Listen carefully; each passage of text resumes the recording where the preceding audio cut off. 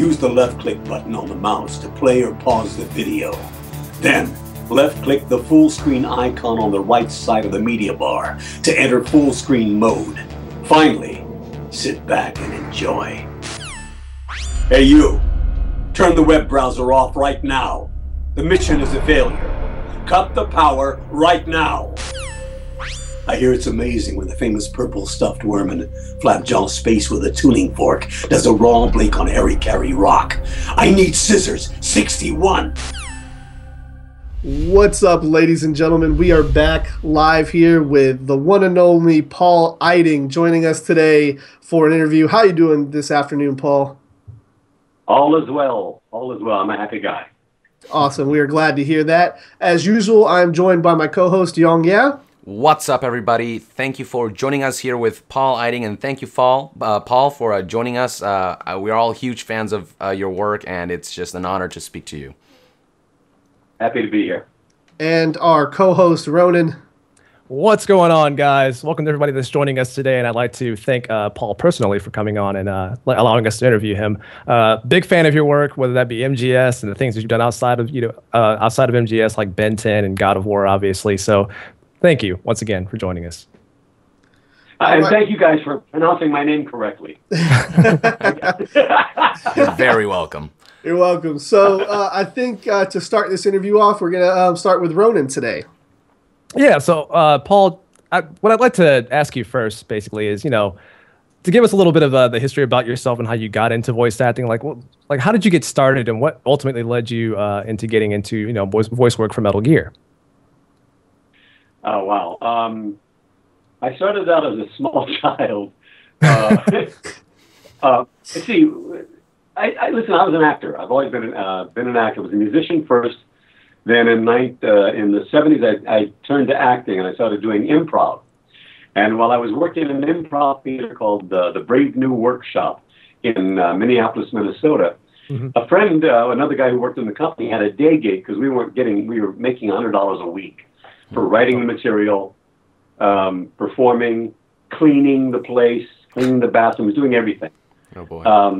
And he had a straight job, and he was a writer for training films for a place called Control Data, and 3M, and Ford, that sort of thing.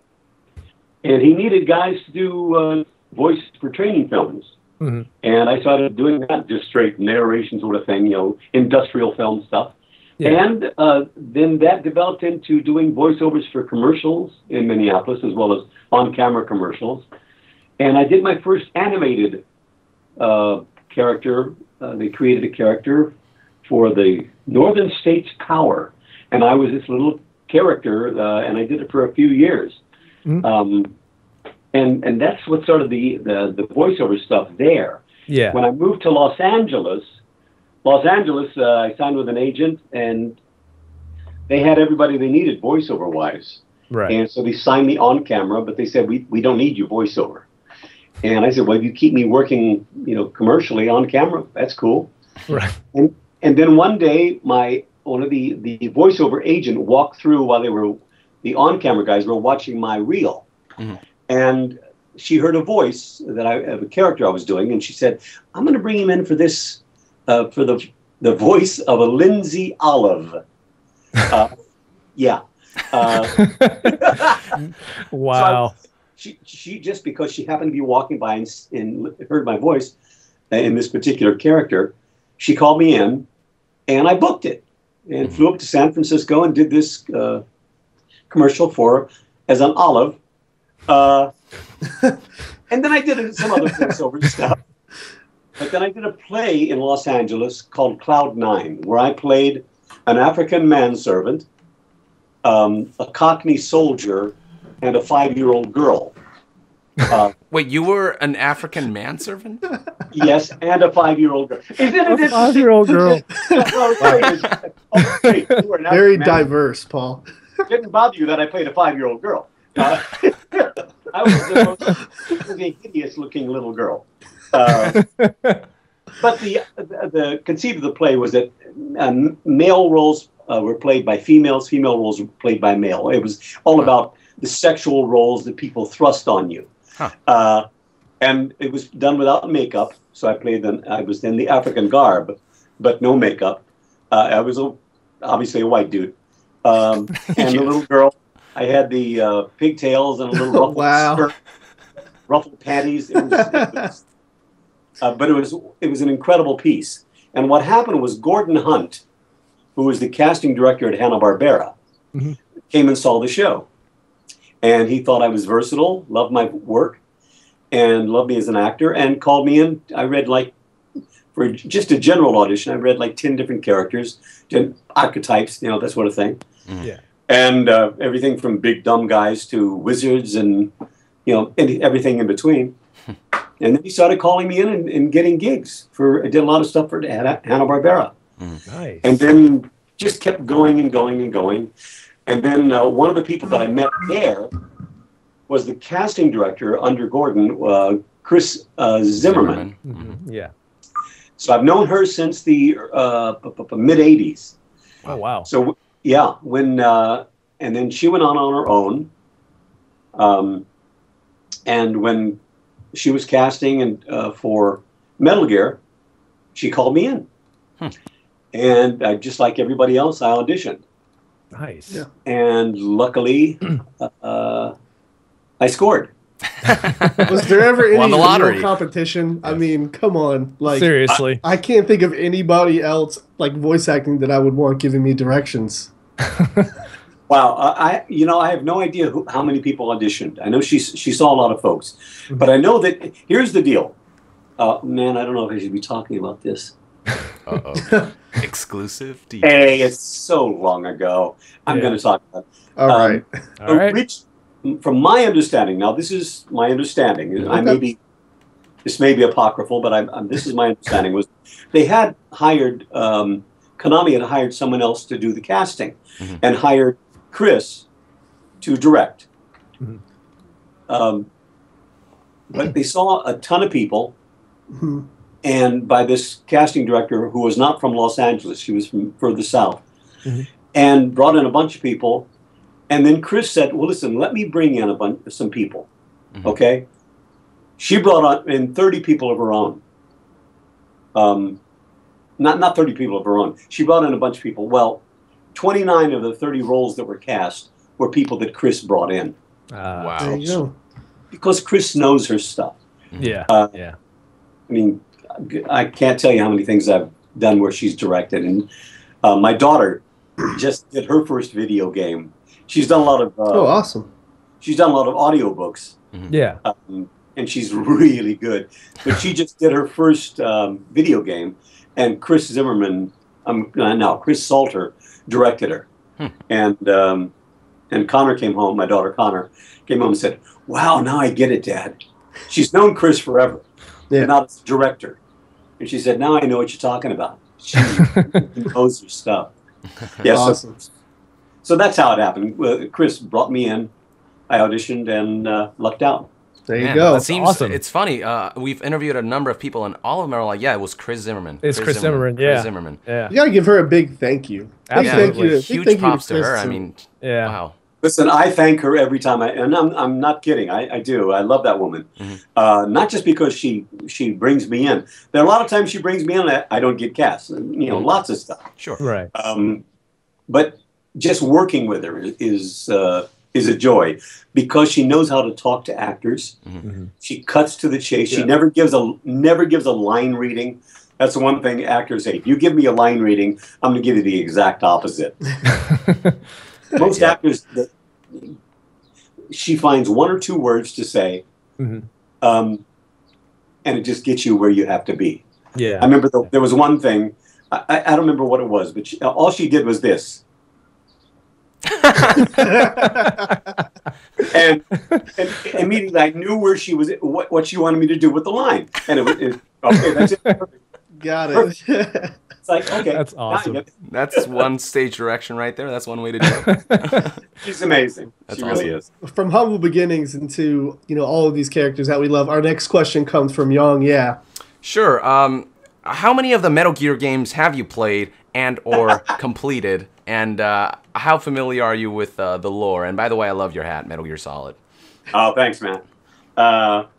Yeah, I love wearing it because I went to a coffee place. We went to a theater to see some friends performing, and we stopped at a coffee place beforehand. The guy gives me the coffee. The barista gives me the coffee, and he's kind of, oh, here you go. And then he saw the hat, and he said, "Oh, I like the hat." I said, "Oh, you know the game?" He said, "Oh man, yeah." I said, "You played them all of them." I don't know about 5, but and I said, "Well," and I just said, "Snake," and he said, "Oh God, it's you! It's you!" I said, yeah. It was very cool. Anyway, I have not played all the games. I have not finished a game. I've attempted. Listen, this is so embarrassing that I admit it over and over again, though. But it's still embarrassing. I suck. I don't have, number one, I don't have the patience. Number two, I don't have the skill. Number three, and probably most importantly, I do have an addictive personality. Oh. And if I started playing, my wife would kill me because I would be one of those. We had young daughters that it was important for me to be with them. And if I'd stayed playing the game 5 and 6 hours at a time, which I would have, my wife would have left me. I would have stayed longer. I'm just one of those guys. Sure. That I know. Finally, at this age, I know my limitations. I know what I should and shouldn't do. Sure. So I'm embarrassed to say that, but it's the truth. No, I mean that's totally okay. There are many actors who they do their work and then they leave it at that. They are satisfied with that, and that's fine with us as well because they bring these amazing characters to life. That doesn't necessarily mean for us they have to play the games, but just the fact that they bring these characters to life, like Campbell, is just a huge, awesome. But yeah, thank you for being honest with us. Yeah, you bet. I do. I love the lore as much as I know of it. I love the. Listen, I've gone on and watched lots of cutscenes. Yeah. Not just my stuff. The stuff. Because it's so rich. Sure. And the man is so frickin' bright. And I think because our view of the world is very similar. I agree with a lot of what he's putting out there. So I really appreciate it on that level as well. Mm-hmm. Sure. Yeah. Awesome. Well, our next question comes from me. It is, how is playing Colonel Campbell different from playing different roles up until Metal Gear? Was it something difficult for you to do, to jump into a military commander type mindset, or did you have experience along the way up until Metal Gear? Oh, wow. No, I was a sergeant. Wasn't an officer, but I was a sergeant in the military. Okay, didn't know that. Sergeant Eiding in Awesome. the Army, and I was in charge of a group of guys. And it was really hard because I was one of the youngest ones in the group, but I was the leader of the group. Right. So that presented some issues for me that I had to take control. Yeah. But I did it and came away feeling good and about myself and about the guys I served with. So that didn't bother me that much. What the great thing about Campbell was, until Campbell really, let me think. No, I had also, Diablo was about the same time. Yeah. But up until that time, most of the things I got cast in vocally were more cartoony, Right. more over the top, and a lot more up here. Yeah. Upper register stuff. So it was really cool to get into a character that was actually closer to my real voice. Yes. Yeah. First thing in the morning, this is the way I sound. And late at night, this is the way. Do you know what I mean? Snake, where's my coffee? Yeah. Yeah, Colleen, where's my coffee? He doesn't respond well to that, though. Paul, thank you so much, man. You were an amazing guest so far. Yes, That was the big change, just being able to play a character. Right. And since then, because of Metal Gear, so many of the things that I get offered are down there in that range. More mature type games. Sure. Yeah. So awesome. Well, thank you for that. Our next question is from Ronin. Yeah, so this one's kind of a bit more of a lighthearted question. So, considering how much, Campbell kind of orders Snake around in the Metal Gear Solid games, my question to you is just, how often do you get the chance to order David Hayter around because of it? Listen, I do just the opposite. I suck up to David. Listen, he's a writer-producer. Are you kidding me? I'm still begging him to put me in one of his movies, I know Jason Momoa. That's awesome. I'm about a third of the size of Jason, but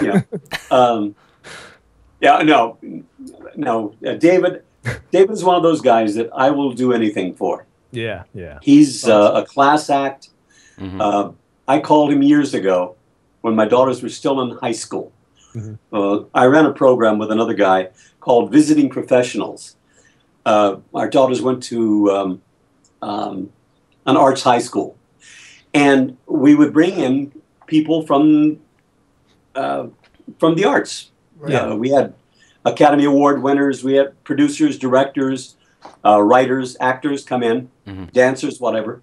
Yeah. And a lot of the group that were coming to watch these visiting professionals were across the board. There were some tech guys, there were actors, dancers, singers, musicians. Okay? Well, generally, all the techie guys would sit in the back, all the nerds would sit in the back and be kind of bored. There were some guys who wanted to be animators. These are high school kids. And they'd be sitting in the back, and they'd never ask questions. And I said, well, there's got to be a way to get to these guys. Yeah. So I asked David. I called David. I said, David, here's the deal. And I explained to him what the situation. You only have to come in for an hour. It's near the end of school. You can hour and a half at tops. He said, when you want me to be there. Wow. I gave him the date. He came, and all the guys in the back who were always slumped down like this, and drawing, doodling and whatnot. They were all like, okay, yeah, man. Here we go. All right. They're the ones who had all the questions. They were engaged, and they felt like somebody actually gave a crap about them. That's an awesome story. And David stayed for, I think, like 2.5 hours. Oh, wow. Talking and talking, finished the class, and then hung around, signed autographs, and just was a mensch about the whole thing. Awesome. It's funny. He did when we asked him for an interview. We didn't act. We were like, he'll probably like ignore the message. We're not really that big of But he just immediately when let's do it. Let's do the interview. I'm just like, wow, that's amazing. He's a winner. He really is, man. Absolutely. I wish him nothing but huge success. And he's doing okay. Yeah. He is. Yeah. Anyway, so I won't order him around. Next question from Young. Sure. Well, I was initially going to ask what was your inspiration behind the voice of Campbell, but now we know like he actually sounds a lot like your actual voice. But are there certain things that you keep in mind to play Campbell and not just yourself in the role? Are there certain things? Oh yeah, because look, how tall is Campbell? He's pretty tall. He seems like pretty tall. 6'3" or 6'4", I think. Yeah, Something exactly, exactly. I'm 5'8", guys. Okay. I think about that, and I think about all the things that are going on inside Campbell and his relationship with Snake. I've never had a relationship with another man like that. I've had friendships, you know what I mean? Yeah. But no one that I would put out there on the line. Right. Do you know what I mean? Yeah. Knowing that his life may be forfeit. Right. but caring about the guy. You know, I mean, that's some heavy duty stuff. Yeah. So there's a responsibility there, and there's a power that he has. That father figure. I have daughters. I've never, you know, but I wanted to think of him as a surrogate son. Yeah. You know what I mean? In a way. So there are all kinds of things happening that way. Right. The great thing about Metal Gear, the first, the original, is that we got to work together, and I think that was brilliant on Chris Zimmerman's part to bring us in together, so we could really, because I'd never met David before that. Right. You know, so we got to really be in the room together, bond, and really, you know, create that relationship. So that was brilliant. Yeah. And the great thing I love about this business, and it's true with any business, I guess, but for me, it really holds true with this business, is that when you're in a situation like that, whether you're working on stage with somebody, excuse me, even if it's for a short time, there's an energy that you share. Yeah. And there's a passion that you share. Right. And very quickly, the passion for Metal Gear came to us because it was so well written and so well directed, and because I was working with someone who was really good and I really liked. Yeah, that's important. So it really it made it all worthwhile, and which is nice because I still dig the dude. Yeah, you know, all these years later, you know, we get together and it's like we haven't last September we were in San Antonio together doing that stuff, and we just had a great time. Yeah, you were just hanging out. Does that any way answer your question? Oh yeah, that more than answers the question. Thank you very much. Oh, no, but I know exactly what you mean. Like I myself, like I have done theater, and that's just a group of people coming together and have this singular passion. And it's this amazing experience that I totally understand where you're coming from. So thank you so much for answering that question.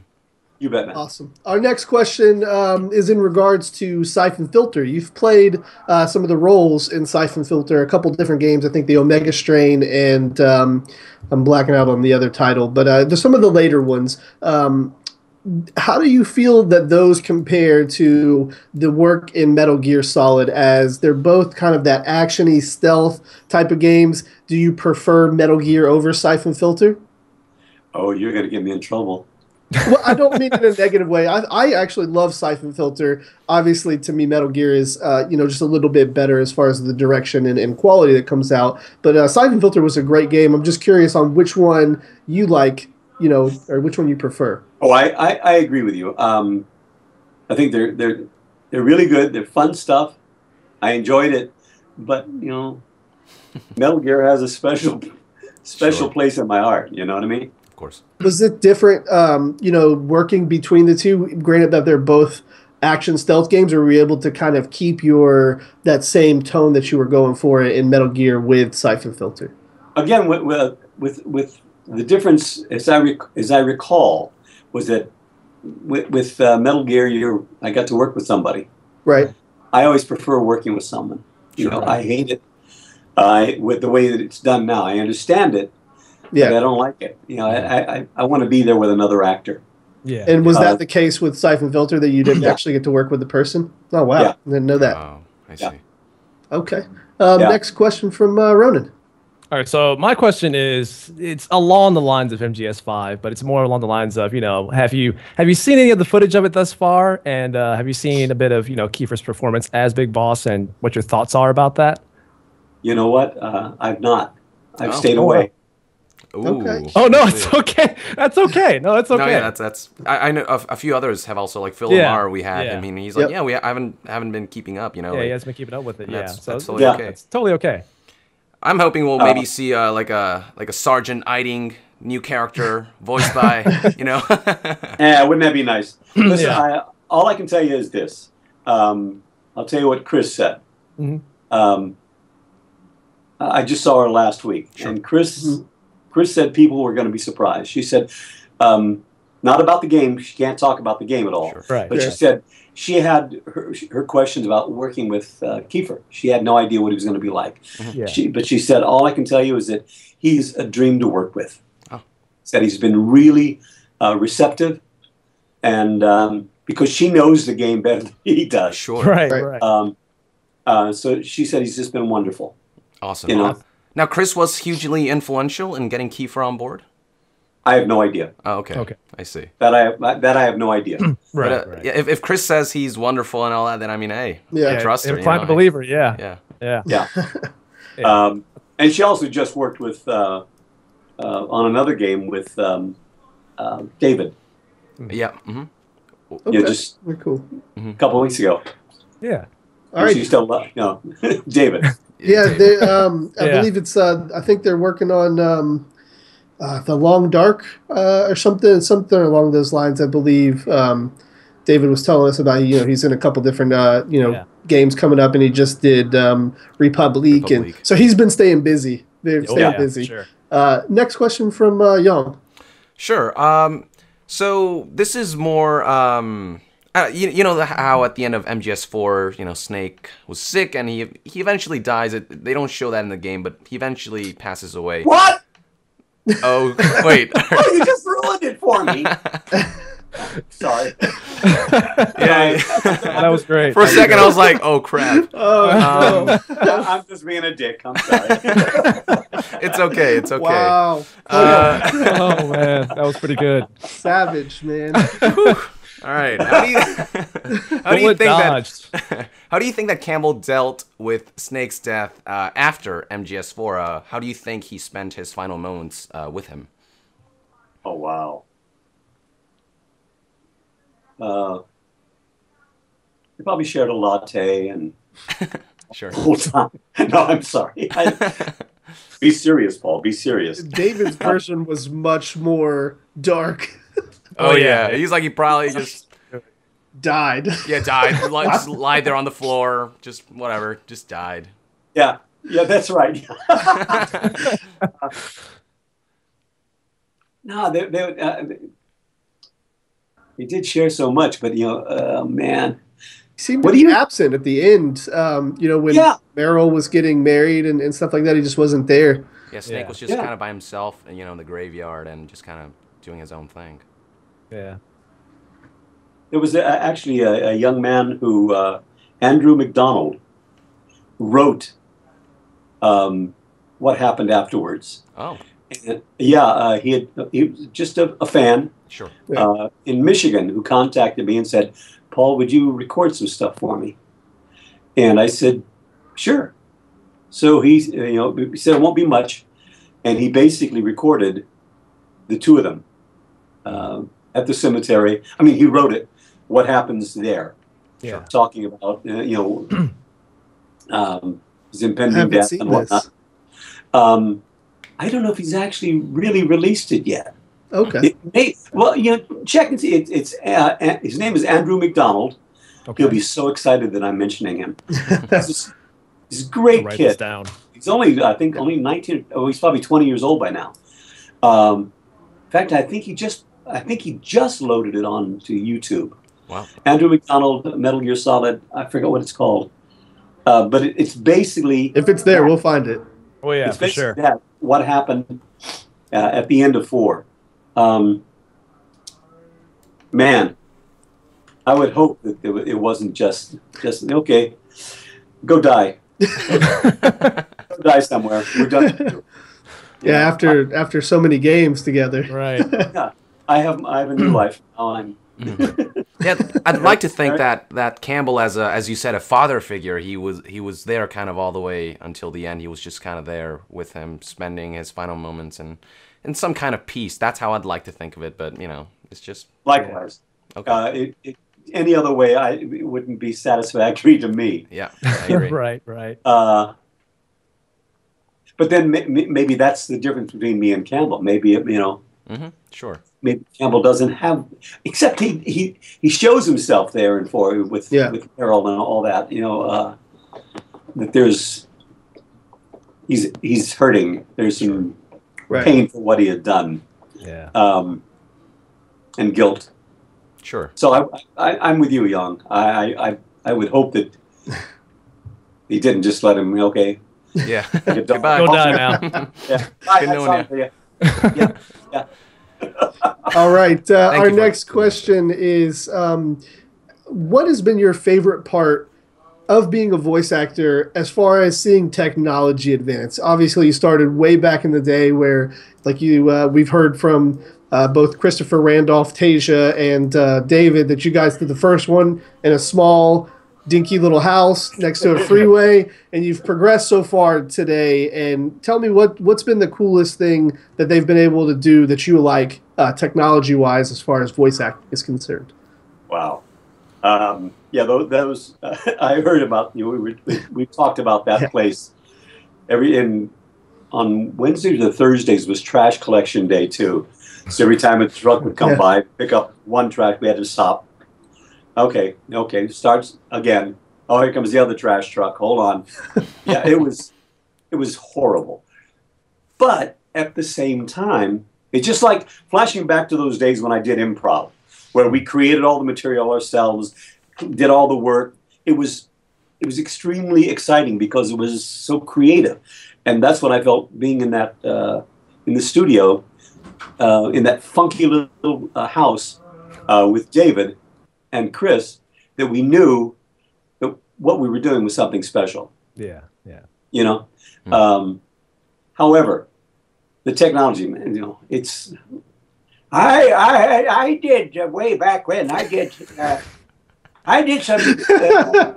some voice things where you had to take the tape and you want to edit it, you have to splice the tape. Back in the old days. With a razor blade, you had to do it, you see. And you had to glue them together. And now, Jesus, I can do it in my booth right here. Do all my editing myself. And also, what's cool for me is doing the mocap. And all the different facial mocap and the 3D cameras that instead of putting all the marks all over your face, now you just put the mouth cameras on a music stand in front of you. Yeah. And then boom, on the screen ahead of you is you as this amorphous blob, different character. Right. And you get to watch yourself as you're doing. Cool. It's like, it's amazing. Yeah, it's mind blowing.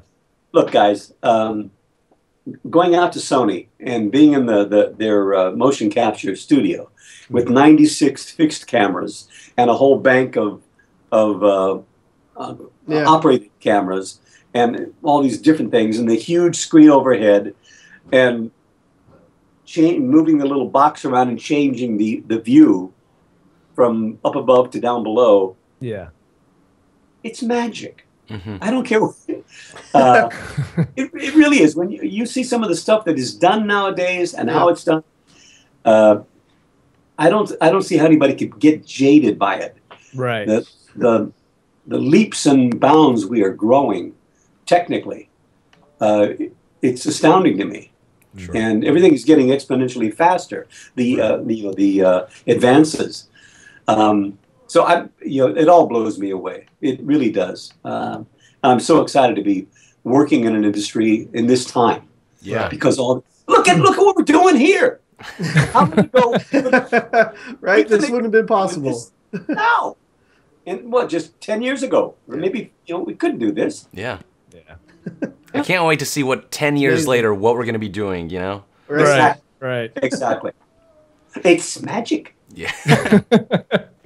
All right, our next question is going to come from Yong, I believe, or Ronin. Is it? Whose is it? I think it's Ronin. Ronin. Yeah. All right, we're going to pass the question on to Ronin. Right. Ronin, when you're done, if you'll pass it to Yong, somebody just knocked on my front door, and I just want to make sure. Paul, it's not do you have emergency. something you wanted to say a second ago? No, I was saying it's my turn to ask a question. Oh. You can ask all the questions you want, Paul. I want to know who's at your front door. Yeah, I'll tell you in just a second. I apologize. I just want to make sure it's not an emergency. I'll be right back. No worries. But Ronin, go ahead. Yeah. So in Metal Gear Solid 2, it was revealed that the Campbell in that game was actually an AI or part of GW, and that kind of opened up. God damn it! Once again, we have spoiled the game. No. But that opened up perhaps the craziest part about Metal Gear Solid 2 towards the latter half of the game. So my question to you is, what was that like recording all of that random and hilarious dialogue? Like, for example, the Japanese train stations. What was that like? Chris did a wonderful thing. She held all that stuff off to the very end. Oh wow! We did everything, and then she gave at the end of the session, she gave me these 2 pages of dialogue, or just me saying all these crazy things. Yeah. And I said, what does it mean? She said, don't worry about it. It'll come clear. Get an attitude, have an attitude, decide what you're feeling about it, and go. It doesn't, it'll come clear later. Okay. They wouldn't tell me. Wow. They didn't tell us. They said, just say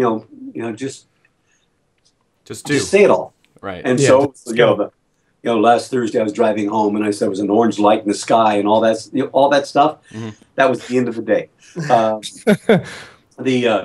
I hear it's amazing when the famous purple stuffed worm in Flapjaw space with a tuning fork does a wrong blink on Harry Carry rock. I need scissors, 61. All of that was at the end of the day. So, wow. So they wouldn't tell us what was going on. And that's where I met the man. That's where I met the brains behind it all. It too. I didn't meet him on 1, but he was there for 2. Mr. Kojima? Yeah. Okay. Wow. Kojima-san, yeah. Awesome. Yeah. And that's where he gave me I posted it the other day. He gave me the one sheet that he signed for me. It's like, yeah, it's one of my prized possessions. It's like, oh. That's awesome. Like, I came back at the right time. Yes. Now, out of curiosity, cool. was there anything maybe that you improvised in there that you thought, or was it everything just set in stone and you just followed everything exactly to a T? Or was there something where, amidst all the craziness, was there something you just kind of put in there that you felt like should? Actually, most of it I did myself. There was no script involved. It was all me.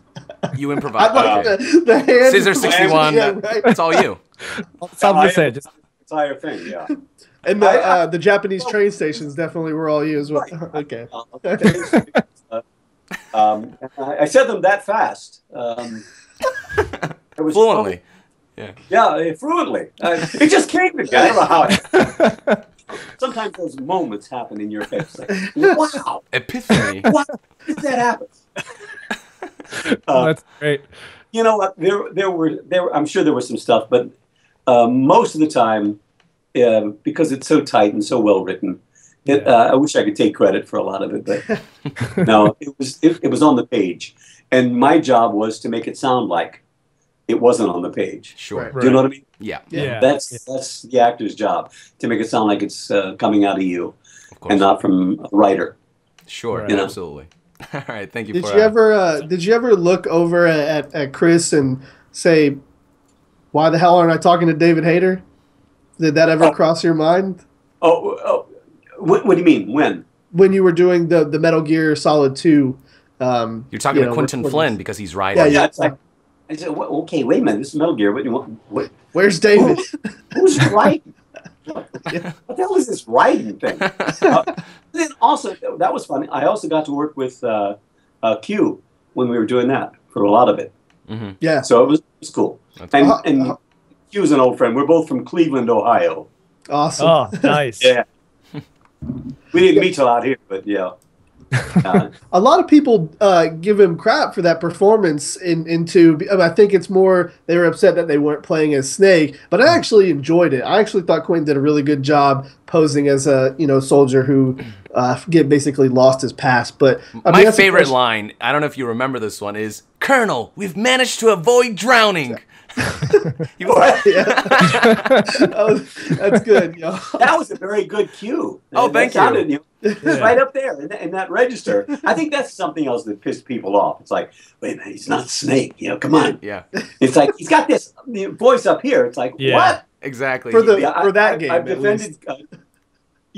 I've defended Quentin at a lot of conventions. It's like, it's like. I can never get upset with the actor if if the creators want a particular sound, right, our job is to give them what they want. I did a game called Final Fantasy VII, where I played I don't know if anybody's heard of that one. Yeah, that might be a little under the radar. Where I played a character called Hojo. Okay, I hated what I did in as Hojo, but people loved it because he's. I didn't think the voice sounded like the character looked for me, for my taste. Okay, and there's this weird, kind of upper register voice and this cackling kind of laugh, and I was like, oh, I didn't like that at all. But then, I did another game called what is it called? Oh my God, I don't remember the name of it, but I played a character called Garnish. Garnish? Something. Oh, Garnish. yeah. I can't remember the name of either. I was looking at the wiki page today when I was doing some research on the games that you've been in. I saw it, but I can't. I don't know how to pronounce it either. Yeah, something. There are three names. Something. Whatever. Yeah. But it's one of these characters that's like way over the top. It's meant to be. And it's like, oh, it's basically, how about you? Oh, you think you can fight me? Evil Zone, was it? Evil Zone. That was the game? Vanish? Yeah. Vanish? Yes. Evil Zone. There you Evil go. Zone. Yeah, Evil Zone. That's Okay. And there's a group that reviewed the movie, reviewed the game, and it's about a 38 or 40 minute review of it. And they said during the game, they said, "Oh, poor Paul Eiding," or they say Paul Eiding, or poor Colonel Campbell. He had to do this sort of thing. Well, people who play the game love it because it's supposed to be over the top. Sure. Right. For me, it was one of those deals where it's like, you really want me to do that? Okay. All right. But our job, just like Quentin, our job is to do what they ask. Sure. Yeah. Right. And for some people, it works. They love it. Other people, it's what I love and hate about what I do as an actor. As an actor, the four of us here, we can play a game. One of us will hate it. One of us will love it. Sure. One will say, didn't really matter, or whatever. Or watch a movie, same thing. Yeah. The Age of Voltron, the Avengers. Too. Somebody will love it. Somebody will hate it. Young, your next question? Oh, sorry, Paul. Go ahead. That's all right. I ramble. Go ahead. It's fine. It's okay. No, Okay. one thing I wanted to add is time. that Quentin actually, I feel like Kojima took that, like the audience feedback to heart. And in MGS4, Quentin's voice was more down here. It was more badass. And I think people loved what Quentin did with MGS4. So I think it's a testament to his talent that he can do, these two completely different kind of Raiden voices. I think it's really cool. Yeah. Really hoping we can get him on the show at some time, man. I would love to talk to him about that. Okay, I'll give him a call. Awesome. Oh, will you? Awesome. Yes. Thank you. All right, so for my next He's so hard to question- get in touch with. Yeah, he is. So for my next question is, how was it like recording the game over screen? Because, I mean, what was your stage direction for that? Just, you're panicking, you're grieving, like what? Yeah. There's a couple different good ones All of too. the above. All the above. All of the above. Yeah, it's this is someone I truly care about, Right. and I don't know what's going on, what's happening.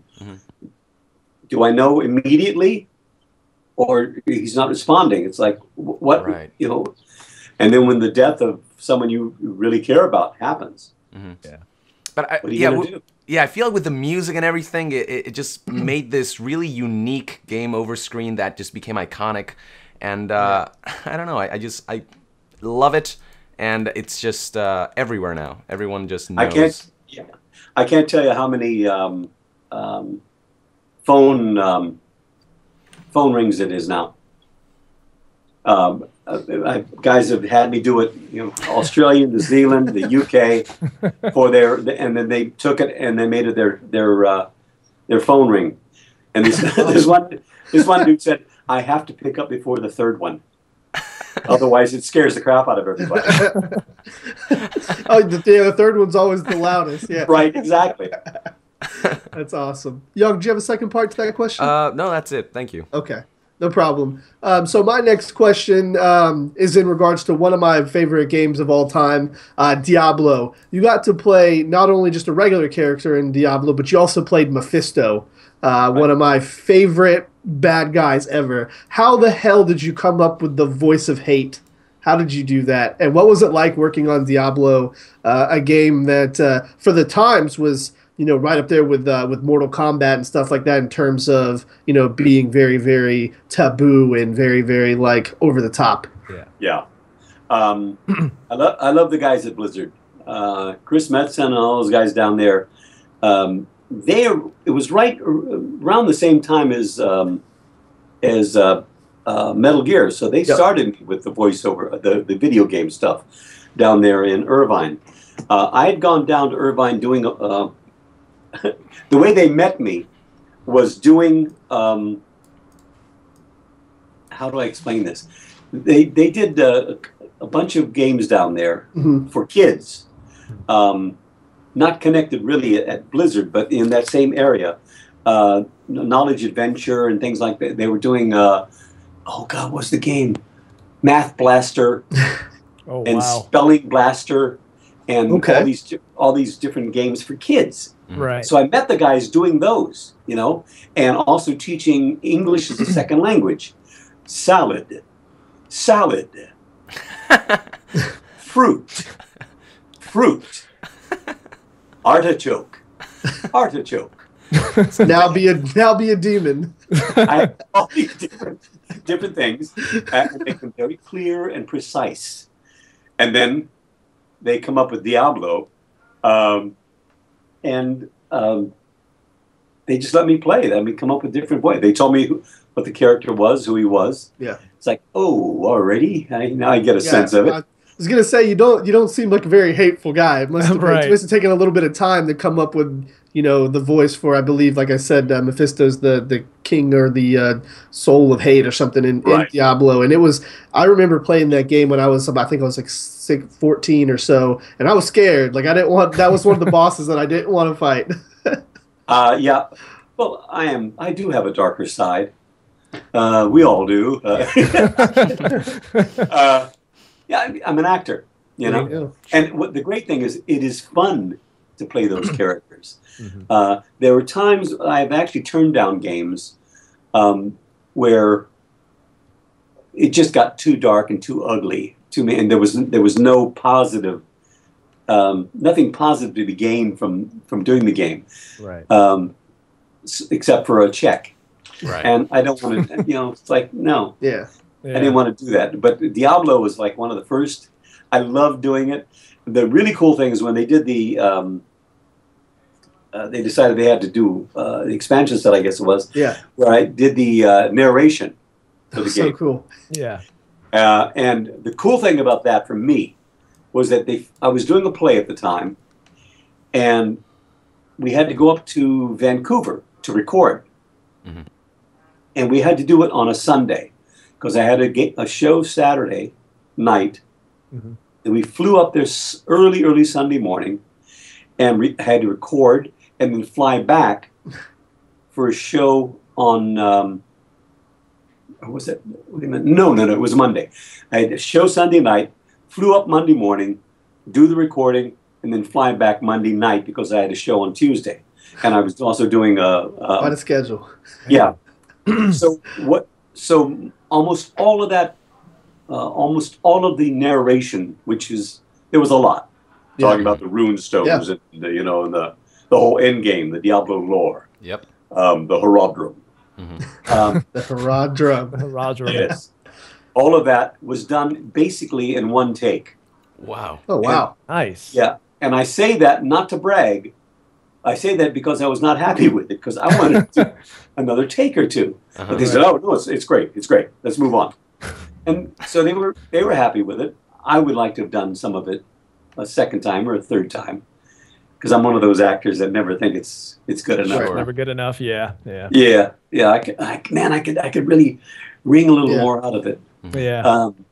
But I had a great time. I'm in all 3 Diablos. I'm in all 3 StarCrafts or Warcraft. Warcraft. Yeah, they've been very, very they've been very, very good to me. Blizzard been very, very good to me. Right.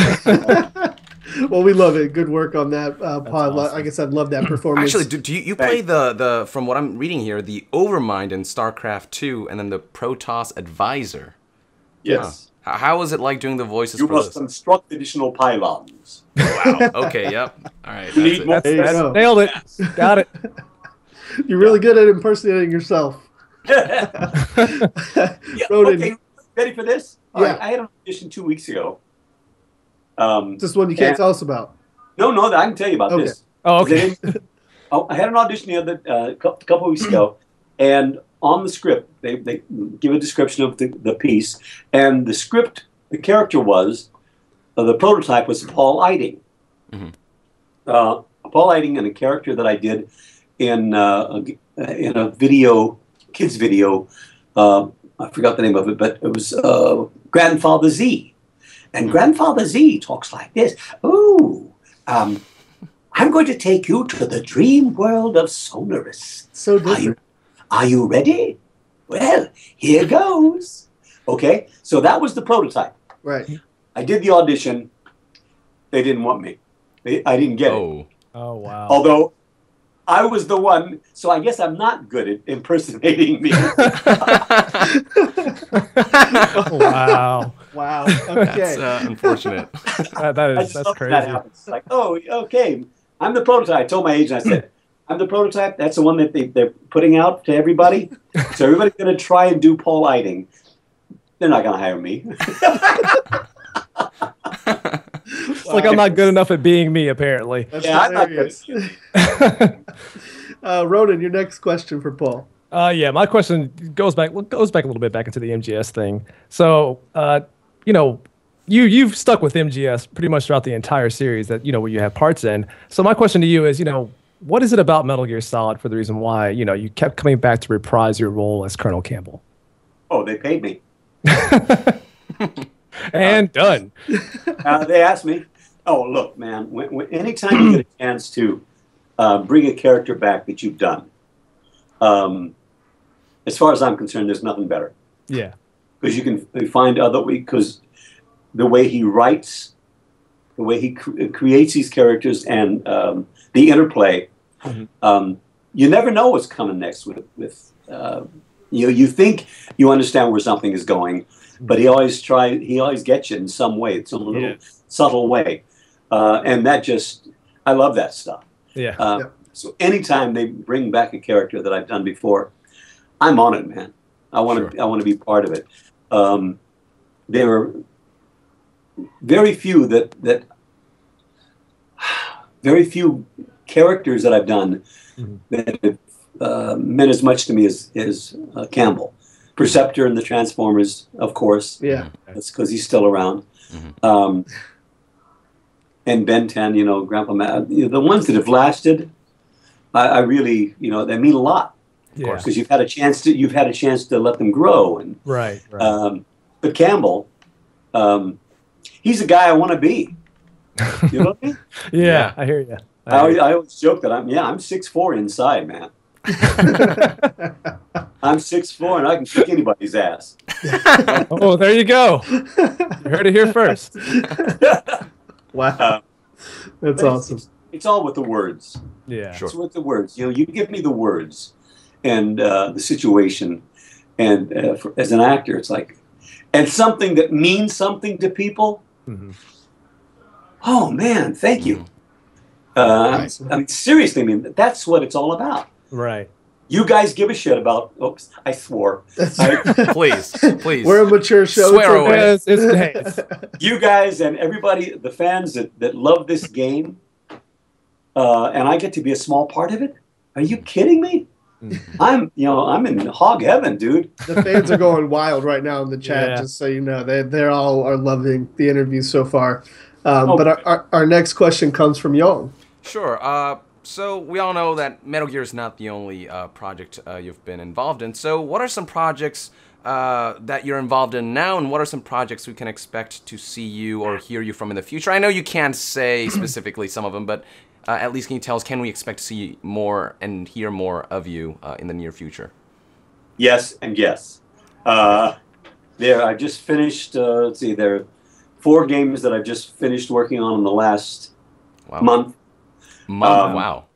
Yeah, a couple that are franchises of other games. Sure. Previous games. Right. There's one of them is a new game. It looks pretty exciting. But for me, the characters, I just did 3 characters in one game day before yesterday. This is a game that I've done in the past as well, or another version of it. Sure. And it's great fun. The characters are really enjoyable. And there's some range involved. That's the other thing that actors love, to have some range in the characters. And I'm working with a few actors right now. This is aside from the video games. Right. I'm working with a couple of actors, Todd Haberkorn, who did a lot of anime. Now he's doing a lot of games. Hal Rail, who people might remember from their youth. He did a bunch of voices for the Muppet Babies and what was it? Fraggle Rock, things like that. Yeah. It's also one of the original Transformers with me. Awesome. And a guy who does Rigby on Bill Salyers, who does Rigby on regular show. Regular show, yeah. And next Tuesday, joining us will be Matt Mercer, who's in everything. And the 5 of us are going to be creating our own material and starting doing some animations, putting them on our YouTube channel, and creating our own stuff. Getting some finding young animators who want to awesome. Work with pros, and just give them the material and say, okay, what do you want to come up with? Let's do some simple 2D, and just do little short stuff, little interstitial stuff, and see where it goes.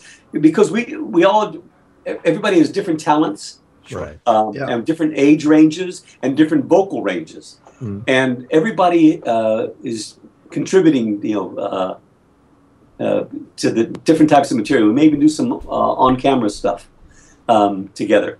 So that's really exciting to me personally. I can't wait to see that. We'll be definitely sure to share that when it comes out and when it releases. We'll be sure to let us know. We'll share that. Help share that. Too. It'll be fun. Yeah, it's awesome. Sounds awesome. So lots of stuff happening. Thank goodness. Sure, absolutely. Well, I definitely look forward to seeing some of that here in the near future. My last question before we hand it over to the back and forth is, do you ever think, in your personal opinion, do you ever think that Colonel Campbell ever went over the line in lying to Snake throughout the Metal Gear series? Or do you ever think it was all justified? I know this is more of like a fan fiction type question, but it was one that I got asked throughout the FraggedNation community. They were really curious on, when you were doing that voice, did you ever look at the script and be like, man, I need to stop lying to David? Yes, as a matter of fact. Having been in the military and knowing what one has to do, you let go of part of your soul when you do that sort of thing. That if you truly believe it's for the greater good, you're willing to sacrifice that. Yeah. But you have to live with the consequences of that. Whether anyone knows that you've done that, you know. Right. And there were those moments where I said, "Oh my God, do I really care about this man or not?" Right. And I decided that I did. And Chris and I have talked about it, and it's one of those situations where if I truly believed it was for the greater good, then you have to do it. But you do. There are consequences. Yeah. Right. And more to your soul than to any outward sort of condemnation you would get from anybody who doesn't know or anybody else who knows. Right. And if you don't truly believe it was for the greater good, you have to believe it, because if you don't really believe that, then you really sold yourself out, right? And you sold out a true friend. I think that's just amazing, the amount of depth and the level of complexity that comes from the writing and the performance that you guys put in to where it could mean something like that. You know what I mean? I've played, for example, the Call of Duty games. I play those and I, kill hundreds of thousands of, random AI, and I don't care about the characters and, stuff like that. But games like Metal Gear, where like you said, where you can sit down and talk to somebody about, what you're portraying. I think that really speaks volumes for the work, and to still hold up to this day, fans still enjoy the first initial game. Yeah. I think that just speaks, leaps and bounds for your performance, Chris's, direction, and the writing from even with the blocky graphics, they still just love the game. It's still, there's so much that comes across. Yeah, thanks to the amazing voice work and the writing. So it's just a testament to just the amazing legacy that is Metal Gear. Absolutely. Well, I got to be honest. I am so thrilled that people have have finally realized that video games ain't Donkey Kong anymore. You know what I mean? Yeah. And I know that it's ancient history, those games, right? But there's still people today who don't really get into them, that don't really think of them as being anything more than a game. Right. They think it's just like a toy. That's all they think. A child's toy. Yeah. There's more to learn from a well-written game than there is from a lot of feature films out there. And of course, I put most video games above TV anymore, too. Yeah, definitely. Although, I'd love to work on TV again, guys, I had a great time on Grey's Anatomy. Oh, yeah, I saw you there, actually. That was awesome. Oh, you did? Oh, my God. Yeah, no, I saw the episode, and I never realized it was you until, like, a month ago, when I'm like, wait a second. We were talking about possible future interviewees, and I'm like, wait a second, I remember this face from somewhere, and it was you, and I'm like, man, but you were amazing in that little performance you did there, and I hope to see you more in TV and movies and whatnot as well. Thanks, man. Yeah, he's a little different from Campbell, isn't he? Yeah, he is. He's softer and a little more, Yeah, it was good though. Yeah. Awesome. Yeah. The next question from Ronan. All right, so mine bounces off the Metal Gear Solid question into your other work. So in Ben 10, of course, you're most commonly known for your role as Max Tennyson, or Grandpa Max.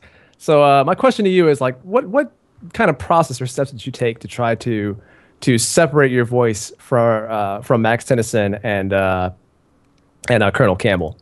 Colonel Campbell. The funny story about Ben 10, when I first went into audition for Ben, for Grandpa Max, I got cast, but the voice was he had a little more of a down home sort of sound to him. He had just not a twang, just a touch of a twang. Yeah. He would say things like, Ben, you can't, there's more to being a hero than a watch, Ben. Come on now. Sure. And we did 3 episodes like that, but it never felt right. It just didn't feel like it fit. Yeah. And after the 3rd episode, they asked me to stay after. And I said, oh, God, okay. Because they weren't happy with what was happening, although they cast me that way. Right. And I wasn't happy with the character. And so I said, okay, this is a job I'm losing. But we stayed after, and we played with it. And then they said, let's just drop the twang and just use my normal voice. And I said, okay, well, he's a big guy. Why don't I let him pitch him down a little bit? So we pitched him down a little bit, and it became more, Ben, you can't do that, Ben.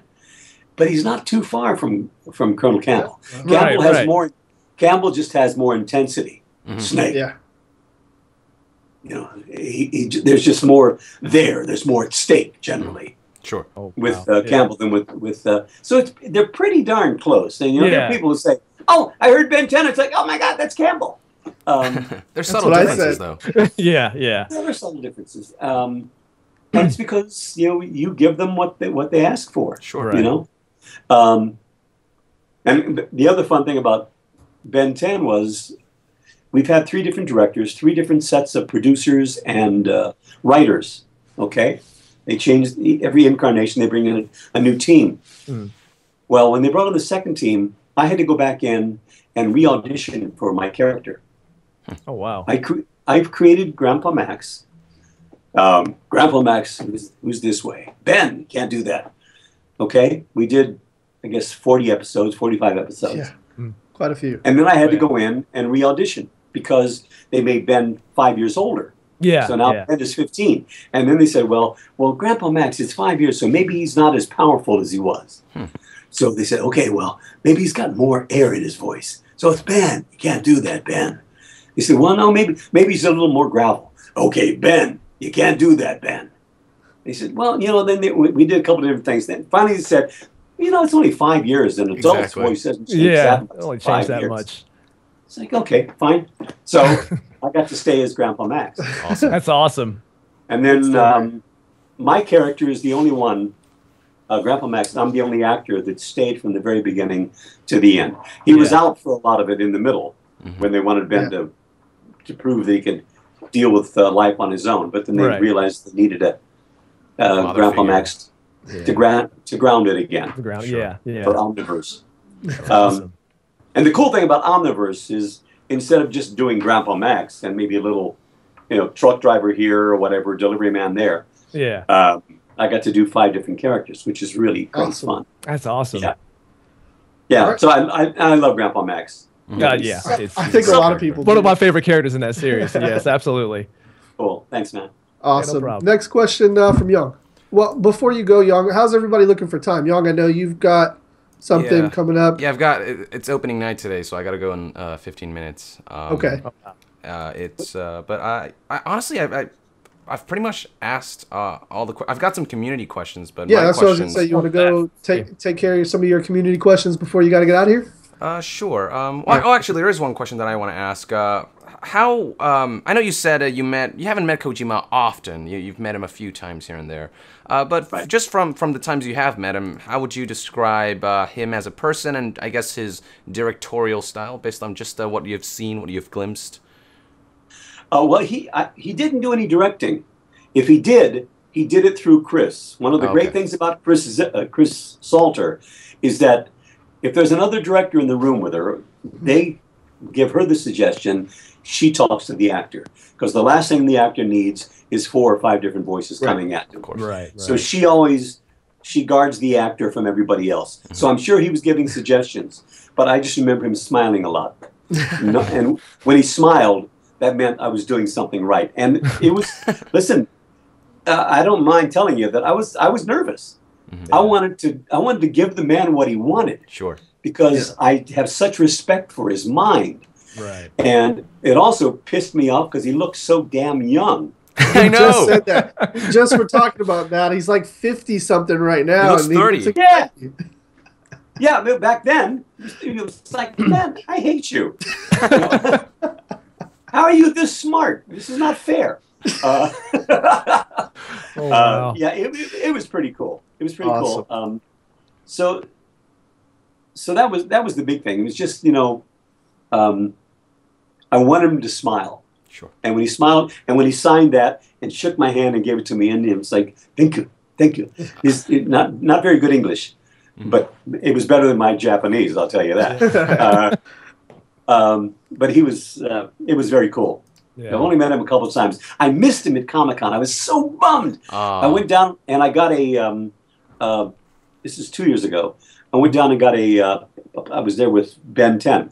And I went down and got there was a silver, it was right here somewhere. An iPhone case? Limited case. A limited the iDroid edition case? With snake. Cool. Etched on the front of it. Sure. I've never even opened it because I got it because I was going to shoot. Where the heck is it? I thought it was. I just moved everything around in my studio, and I don't know where it is. Oh well. Anyway, it's very cool. I haven't even opened it yet, and now I've got an iPhone 6, so I can't even use the plastic thing. So now I'm gonna end up auctioning it off somewhere, or at some con I'll give it to somebody, or Sure. I don't know. Awesome. Wow, But it's very cool. And I missed him there because he had just left, went to the Konami, and now he won't be at a Konami booth. It's like, oh man, it's unfortunate. yeah, don't get me started on that. Yeah. No, yeah, I've seen him in a couple of interviews, and yeah, he does smile a lot. He's just always seems like a swell guy, and seems to love what he does, and that's awesome. Yeah. Yeah, that's what it's all about. We can do what we love. Young, do you want to continue? And that's pretty much that's my question. Yeah. I wore you out. I'm sorry? I wore you out, didn't I? No. I'm Ronin, did you have? I'm worn out because of all the laughter that you've brought in this interview. Great so far, man. Yeah. I tell you, it's been a really fun amazing, time, yeah. Paul. Ronin, did you have any last questions for Paul? No, that's it. If you guys want to roll into community questions. Young, take it away with the community questions. Sure. Let's see, because I know some of these questions we actually just went over while we were talking about it. Were you surprised to be? This is from Snake7753 from YouTube. Were you surprised to be called back for MGS4 after that gap between MGS2 and MGS4? Because you were. I think you said like 1 or 2 lines on MGS3, but you weren't actually there. Right. I was overjoyed when it happened. You never know. Nothing is certain. You know, people ask me if I'm upset about not being in 5. It's like, no. Sure. It is what it is. Sure. Yeah. You know. Sure. It is what it is. You know. You never know. I never take anything for granted, and I'm always overjoyed when the phone rings when somebody invites me to come to come play. Yeah. So yeah, it was a surprise, but really a pleasant one. Sure, of and course. It was, yeah. So you just happy for the use of the hall. Happy that somebody let me come in and join in the reindeer fun. Of course, of course. My next question is. Sorry, were you guys? No, I just ramble. Go ahead. My next question is from Elay Master from YouTube. Did you know about the young Campbell from Portable Ops? Have you seen it? What'd you think about him? I think he's pretty hot. Yeah, okay. Oh, wow. I agree. Yeah, it's like, okay, cool. Oh, that's pretty good. That was me, huh? Good stuff. My next question is from Orange Car from YouTube. Are there any particular actors you have looked up to or taken inspiration from in the past or present? Oh, too many to mention. Okay. You know, look, voiceover wise, Dawes Butler, Frank Welker, who I've such admiration for. Mel Brooks, who I got to meet. I'm doing a play, we're just finished doing a play that Mel came to. Alan Alda, who I came to meet. Just wonderful actors.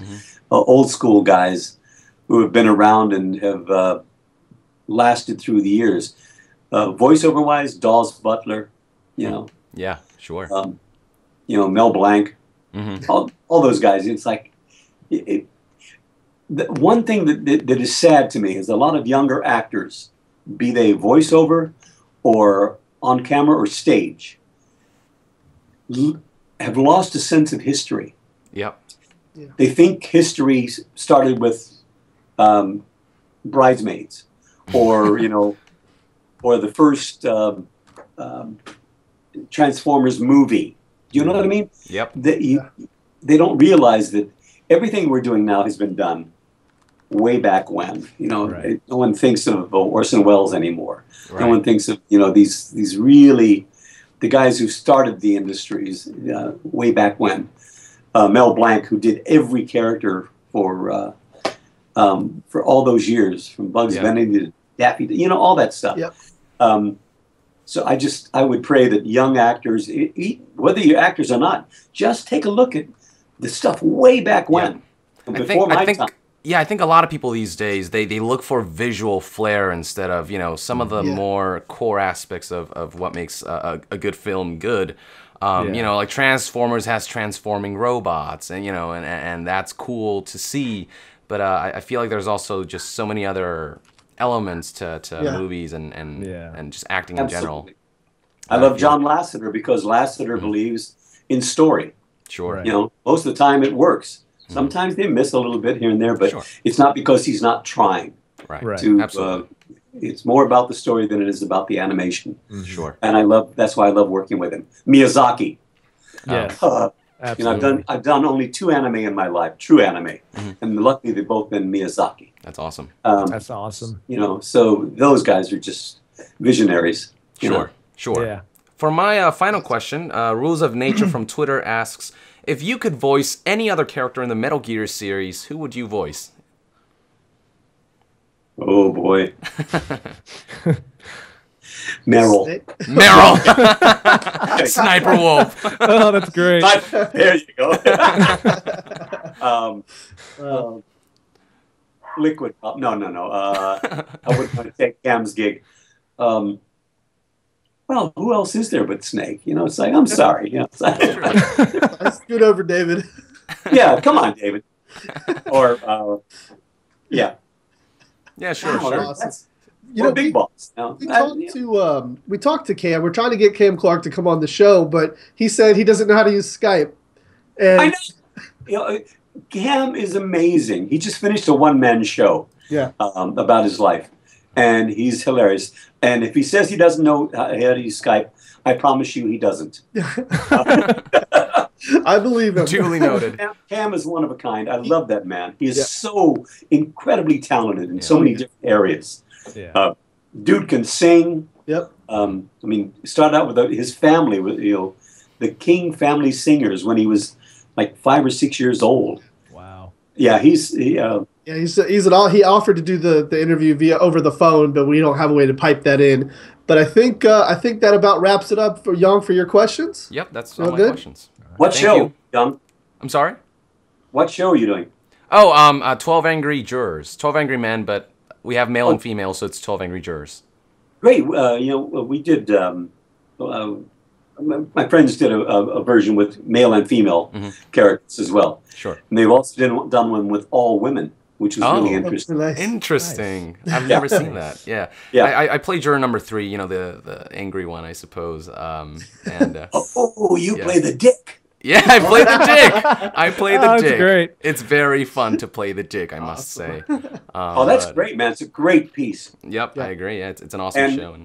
And it never goes out of style. And, it's really important. It's an important piece that needs to be done forever. Yeah, I agree. No, it's. I never knew about the show until I auditioned for it, and when I read the script, I'm like, why hasn't this been done more often? Why, you know? But yeah, no, it's an amazing piece, and I'm really excited to play it tonight. It's opening night, man. I'm nervous, but. Oh man, great. Well, break a leg, dude. Thank you very much, sir. We look forward to seeing how that goes. To wrap up, guys. We've got a little piece that we prepared for Paul. Paul, you should be able to see that on your Skype in the chat. Let me find that chat thing. So yeah, I sent you 3 separate messages, so just 3 separate lines, and if you would be kind to, just say them in your best Campbell voice. I see one. Let's see. Let's see. Check the. Are they all? Use the left click button on the mouse to play or pause it. Then click left. And left click the full screen icon on the right side of the media bar to enter full screen mode. Finally, sit back and enjoy. And then the next one, I see. The next one is the separate piece. Yeah. Hey, you. Yeah. I can't tell you how many times people have told me that they were playing at 2 o'clock in the morning and they hear my voice say, "Turn it off now." You got it. Perfect. Thank you, Paul. All right, we'll shut up. All right, here we go. Use the left click button on the mouse to play or pause the video. Then left click the full screen icon on the right side of the media bar to enter full screen mode. Finally, sit back and enjoy. Thank you. Hey, you. Turn the web browser off right now. The mission is a failure. Cut the power right now. I need scissors. 61. Thank you very much. Is it clean? Yes, Paul Eiding, everyone. Man. That was Thank great. you so much, Paul. We really, really appreciate that. By far the longest outro that we've had. I love it. That was amazing. Fantastic. The chat is going crazy right now. There's just under 300 people here. We're done? I thought we were going to talk a while. We still got 3 more hours. Paul, let me tell you something, Paul. We would love to have you back on the show. Like, if I know you said you've got some, you've got some work coming out here in the future, in the next, couple of months or whatever. I think after some of that stuff comes out, and we'll have some more to talk to you about. We've got tons. We could sit here with you for hours, but unfortunately, we're going to lose Yong here to the play, and we're creeping up on an hour and 30 minutes right now. So yeah, there's literally just about 300 people in here, and they're all loving you, Paul. So we definitely appreciate you stopping by. And I think, like I said, a couple months we can have you back if that's okay with you. Would you like to come back? Absolutely, guys. It's been fun. You guys are cool. Awesome. I like the feeling. Paul Eiding thinks I'm cool. Seriously, that's amazing. The laid back sort of feeling, and it's just, what you see is what you get with me. That's who I am. We appreciate that. That's great. That's what the fans love. That's what we want. So yeah, we appreciate you stopping by, Paul. Have a great rest of your day. Yong, have a great show. And Paul, did you have any parting words for the fans? Just know that you are appreciated by all of us. Without you, we are nothing. We are absolutely nothing. This is I don't want it to sound too cornball, but it's the absolute truth. Just like in theater, live theater especially, it is a shared event. None of this, nothing that I do can live without people being involved, listening, playing the games, caring about them. And I just feel blessed that I get to be involved with some really good things that people give a crap about, because that, as an actor, that's our lifeblood. It's not about the money. It's about, having someone care about what you do. Absolutely. And I really, truly appreciate every fan out there. And that's the absolute truth. And follow me on Twitter. Or, we've got your Twitter handle right there underneath your name. So follow him at for Paul Eiding. And what was your Facebook, Paul? It's Paul dash. Oh no, that's my website, paul-eiding.com. You can check that out as well. Absolutely. And the Paul Eiding official fan page. Paul Eiding official fan page. There you go, guys. Keep up with Paul and all of the stuff that he's got coming out. We look forward to seeing him back on the show here in a few months. Thank you so much for talking with us, Paul. And we're going to. Oh, thank you. We're definitely going to hit you up here in the future and see if maybe we can't coordinate something with you to get Quentin Flynn to come on the show. So we appreciate everything that you do for the fans, both on and off the screen and in the games. So, Paul, have a great day, and we'll see you next time, sir. All right, 140.85. That's how you find me. I'll keep that in mind. All right, guys. 140.85. There you have it. All right, Paul, have a great day, sir. We'll see you next time. Take care, Paul. Bye. Wow, guys. All right, yeah, I gotta go, but I just want to say it was an amazing interview, and man, it's just so much fun. I feel like, and just knowing that he said break a leg for the play, that already inspires me to do an amazing job. Awesome, you're gonna nail it, man. Good luck at your play today. Sorry you can't stick around for the post show, but we'll catch you next time. We got another interview coming up. All right, I'll see you guys, and great job to you both. Great questions and great dynamic. I'll see you guys next time. All right, Yong out, man.